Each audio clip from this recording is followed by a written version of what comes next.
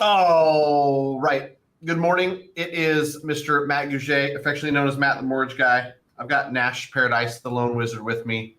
And as always, we're going to provide you with a Monday market update. Last week being a holiday, we've been 2 weeks since I've seen your smiling face, Nash. So it's good to see you. And without further ado, let's jump right into it. What do you say? Yeah, man, let's go. Without getting together last week, I can look like a genius here and say I knew everything was going to happen. Last week's economic news looks pretty beefy considering that we had a shortened week with Memorial Day. But I'm going to point out the interesting stuff because there was a lot of nothing burgers last week. You know, looking backwards, we were really interested to see what happened with core PCE. This is, month over month and year over year inflation data. It was completely flat. Month over month, inflation went up 0.1%. Year over year, we're staying solid at 2.5%. So that was from a previous last month of 2.6%. So we're coming down a little bit there. The only other thing that I noticed that was interesting was the Thursday data on corporate profits. This was kind of wild. Previous figure, 5.9% in the positive. Projections, 5.9% in the positive. Actual came out negative 3.6%. So corporate profitability was down.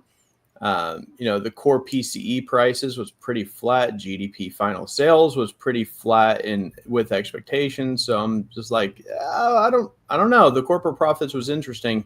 Not a whole lot of value placed on that. Most of the activity last week that we saw in the market, which was favorable, interest rates coming down, was just a little bit more, solid feeling. It's all feeling good as it relates to trade, which we messed up a little bit this weekend, but we'll get into that a little later. But yeah, overall, last week's economic data, a lot of flat, nothing real crazy. We saw things kick up just a little bit, which was nice. Right. Yeah. It's always good to see some green when we're looking at mortgage bonds. And, for people that want that in layman's terms, we had gone above 7%. And we're looking at the average for the 30-year fixed rate. And now we're, way underneath it, 6.95 or something today. So don't tease them, though. We're going to get to that slide. You're right. And yeah, I also have some other stuff that I want to ask you about in regards to rates, but I think I'll wait until we get to mortgage rates to talk specifics on some things I'm hearing, and I've got some questions for the wizard. Love it. Let's jump on through to what we're looking at for this week. So a few cool things coming in. Today's big one was the ISM manufacturing PMI. Flat, cool, hit. No one really cared. I'm putting a target this week on Friday. Friday is the day to circle. Friday is the day, if you're an industry professional, that the numbers can make a big difference because Friday is jobs day. You got non-farm payrolls and unemployment rate. Interesting thing with non-farm payrolls, kind of set up to fail again. Previous factor was 177,000 was the last. And this projection here is 130,000. So we've had it a couple times where 130K projection And we've come in 40, 50,000 over that, and it's messed up the mortgage market a little bit. It was not a good thing. Unemployment rate projecting to stay the same at 4.2%, which I don't think any of the tariff stuff has been around long enough to really impact overall employment. But it's looking like it should make an impact to the non-farm payrolls, the new jobs added. So we'll see. There's not a lot of room to miss low with a $130,000 projection. There is some room to miss high. So I'm going to have my stuff locked in and going before we get to Friday. Yeah, I think we're probably in agreement that if you like it, lock it. There's no reason to be out there gambling with someone's interest rate and monthly payments. So especially now when we're in the middle of all this trade stuff, it's just, you never know what's going to get tweeted, what things are working on the back end. We're definitely not in a data dependent market right now. When there's no news, we are, but the news cycle has been a lot more significant to the movement of interest rates than any of the data. Right. So if you're out there and you're a consumer, don't do anything silly like, oh, maybe I'll wait until next week and I'm in contract to buy a house that's closing in 22 days. You don't want to be caught with an interest rate that's a quarter higher and a payment that's $140 more per month because you were, looking for a little bit of extra risk and excitement by floating your interest rate. I like some excitement, but if you're listening to this, you're probably working with a professional, and thankfully all the professionals listening to this know better that, we don't take risks on Fridays. Fridays are a bad day to risk. Lenders like to hold back some margin getting into the weekend. So yeah, we're going to lock them before Friday. Let's take a look talking about Fed stuff. I find the Fed stuff really interesting. We've talked about this on and off every single week for months and months and months now. And as everyone knows, we've gone from 0 Fed rate drops, 2 Fed rate drops, 4, 5, 3, 2. I mean, it's been all over the place. And it seems like we're kicking the can and moving the goalposts every single time we get together. Where we are now, as you look through this chart, you can kind of just track the light blue. The light blue is going to be the consensus approach. And we've gone from being almost certainly dropping the federal funds rate in June to almost certainly not. So we're not anticipating a move here. I think we got 14 days until the next Fed meeting. 16. I can't do math. Not going to see a movement. July, where I thought we would see our first movement earlier. Nope. Looks unlikely as well. We're targeting a first Fed rate drop, feeling pretty good at 86% certainty here for September. I find the October numbers kind of interesting. It kind of tricks the markets when we see Fed rate drops happen kind of back to back. For whatever reason, we don't like that. It's actually been pretty bad for mortgage rates. So we're still on a consensus holding pattern from a September drop to October, but then turning right around. And for whatever reason, by the time we get to the end of the year, we're almost certainly looking at that second drop. And I think it's coming from, Fed Chair Powell's comments and looking at the rest of the Fed dot plot. It seems like the members of the Fed are pretty adamant that we're going to see 2 drops this year. So cool. That's looking like September and December. And then when we get that third drop, maybe first quarter, end of first quarter. March is looking 98% sure, but we've seen so much movement in these graphs that I can't really make any hard and fast recommendations on it. It's just moving too much. Right. Yeah, we got 3 months until September when we're expecting our first rate drop, and 3 months is a long, long time. 90 days worth of data, 90 days worth of opportunities for something big to happen in the market. I think this is as good a time as any to ask you this question, Nash, because I had a good conversation and I value and respect your opinion. Someone was talking to me about interest rates and not the daily data stuff that we're looking at necessarily, but the bigger picture stuff, the stuff that can have an effect on mortgage interest rates.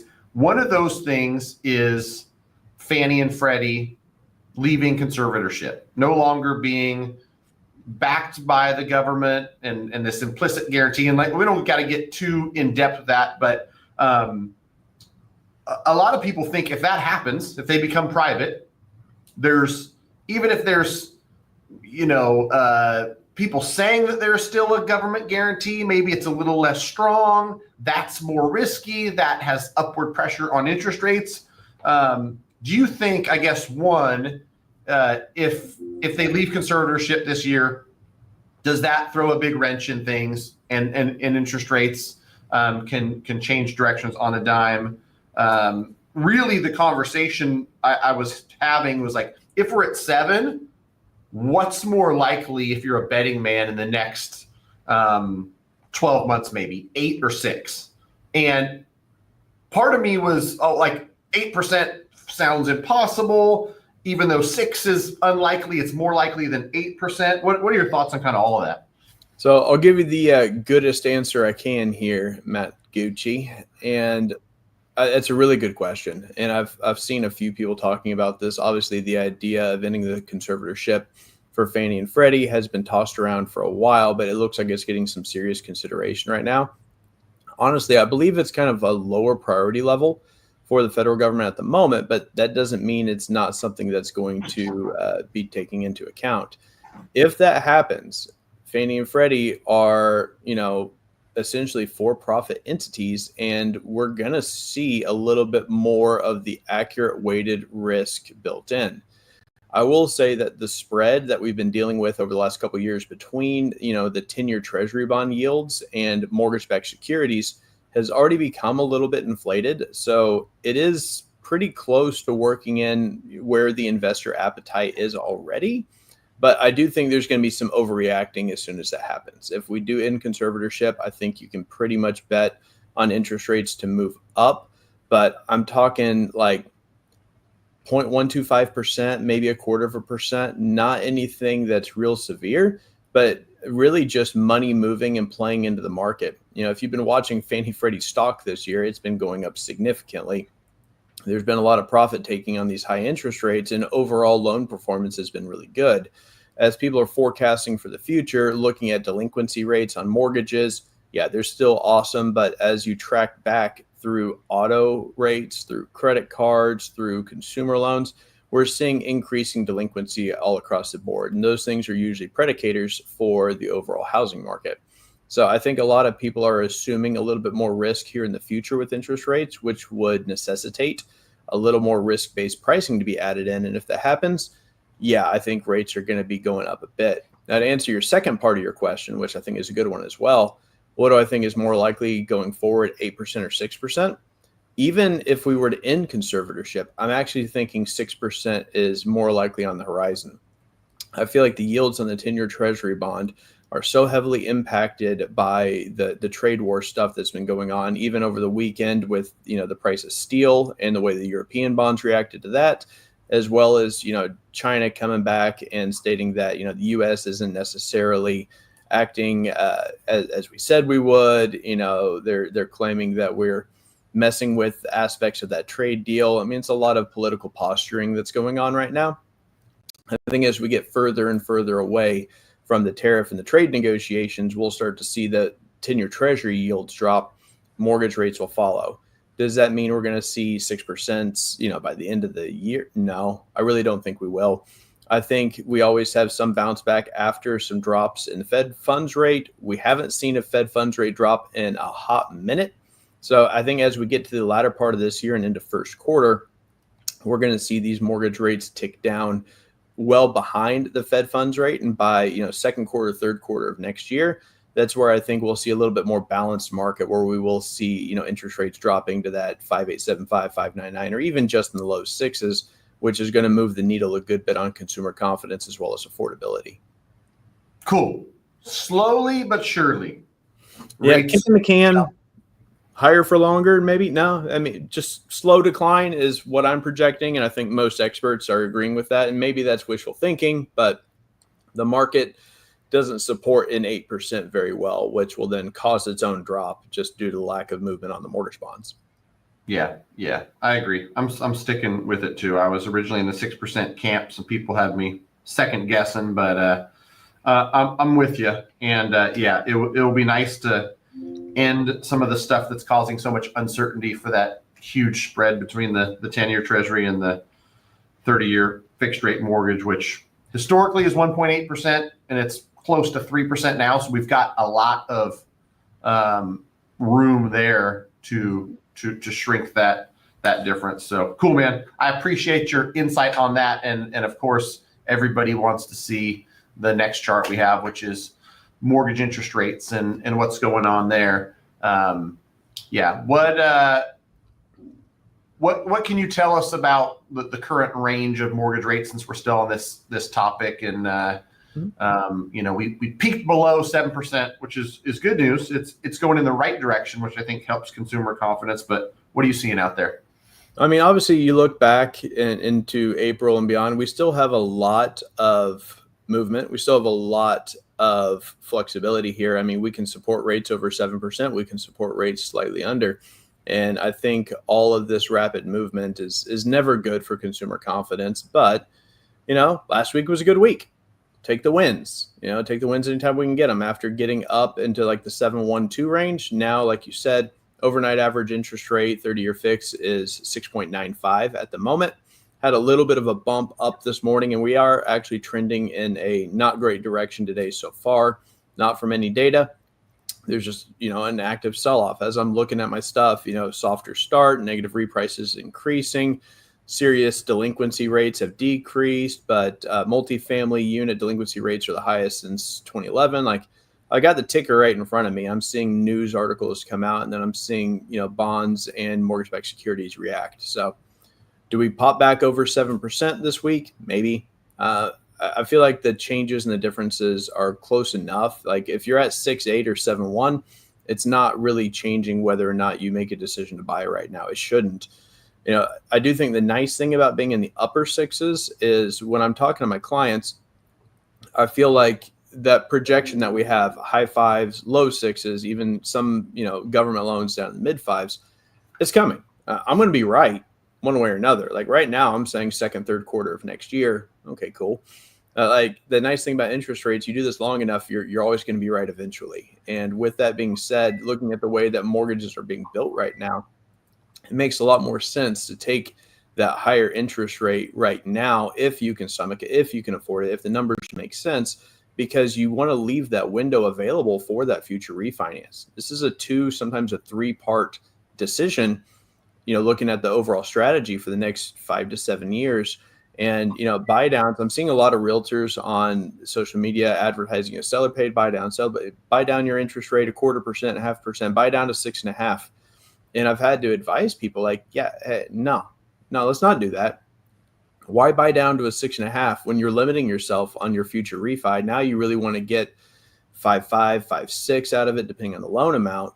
That money could be better used anywhere. These seller paid anythings are, if you're paying for anything, you're paying for everything. That can be moved to escrows, closing costs, alleviating part of your down payment by putting less down. There are a lot of ways a professional mortgage broker can break down your loan, so you're using the highest and best use of your funds. And I think it's really important to point out not to compartmentalize some of these things, because the person who takes that 6.99 now and has that window open and that strike price at a 5.99 to refi in the next, let's call it 18 to 24 months, if we're being conservative, they're going to have a lower cost of funds average over the next 5 years compared to someone who took that 6.5 and doesn't hit that price that they really want to refi, because projections for mid to low fives, they don't really exist right now. They could show up in the next 3, 4, 5 years, but I mean, that's way too far away. There's way too many things going on. And for people like you and me who've been in this industry a long time, we remember that when the interest rates get in the mid fives or upper fives, they've hung out there for a long time. I'm talking years. We have never seen a mortgage market that we've had since 2020 with these kind of severe movements week over week, month over month. This is not normal. And as we get back to normalcy, we may not see things drop another percentage point or down to the low fives. We may hang out in the upper fives and find some stability like we used to in the mid 2000s and even the mid 2010s. That was kind of the way things worked.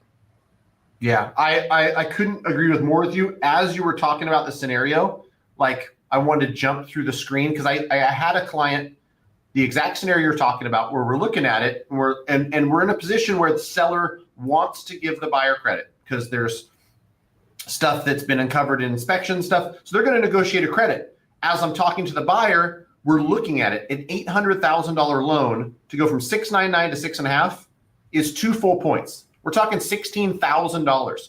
And I told the buyer, someone who I've done many loans with, I would never do that. You're going to be 60-month break even or something to that effect, right? Because you're going to save $220 a month or whatever the numbers were, where you're not likely going to be in this loan for 5+ years. If I was you, Mr. Buyer, in this conversation I had, forget that.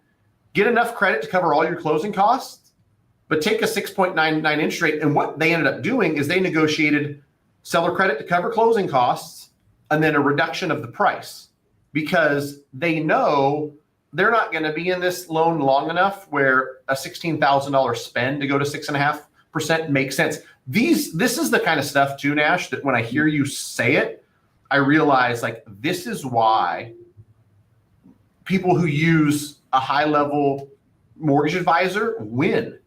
Like the call center loan officer is just like, I'm going to impress this guy with a low rate. I can get you a 6.499, not knowing and not being able to convey it to the consumer. You don't want to do that. This is going to be a big upfront cost that when you refinance in 19 months or 22 months or even 30 months, looking back, it's not going to be the best decision that could have been made there. So I'm with you 1,000%. In an environment like this, it's as important as ever to get with a loan advisor who thinks past this transaction, who can advise you the very best structure for your loan. And every single transaction is different. Another transaction, it might make sense to buy down to 6.5 because that rate stack for that loan product on that specific loan, it only cost you a point and a quarter to get to a certain rate. And maybe it's an investment property where you don't expect to refinance it as often, maybe, or expect that a window to open up for refinance. So connect with a professional, whether it's Nash or myself or anybody on the UMortgage team or anybody else you like and trust. Do yourself that favor in an era where there's a lot of technology and a lot of AI and whatnot. Like, you need loan professionals who know what the heck they're doing. All right, end of rant. 100%. I think that's a great point, and I will close this out with my final takeaway here. It's don't miss the math. What you just said.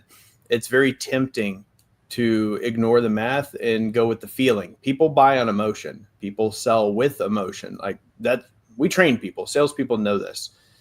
You can't miss the math. The math is going to make more sense. And so, to the other professionals on this call right now paying attention, lean into the math. The math is your friend. It's just numbers. It will tell you, hey, your recoup is 45 months, 62 months. And these are the differences between the different interest rates on the stack. When you're a seasoned professional and you break down these numbers, what you're going to uncover is the vast majority of people who do what we do not do this. They don't take the time to truly advise and make recommendations. A client says, I want a 6.5. Well, I can give it to you. No. Hey, that's a bad idea, and here's why. Talk through those long-term plans, the short-term plans, do the math, understand someone's long-term strategy. That's how you make a client for life, because they're going to see that this person is really investing in my future and making sure my money works hard for me. That's the difference in a basic mortgage loan originator and a professional mortgage broker. I love it, man. Don't miss the math. See you next week, man. Take care, sir. All right, later.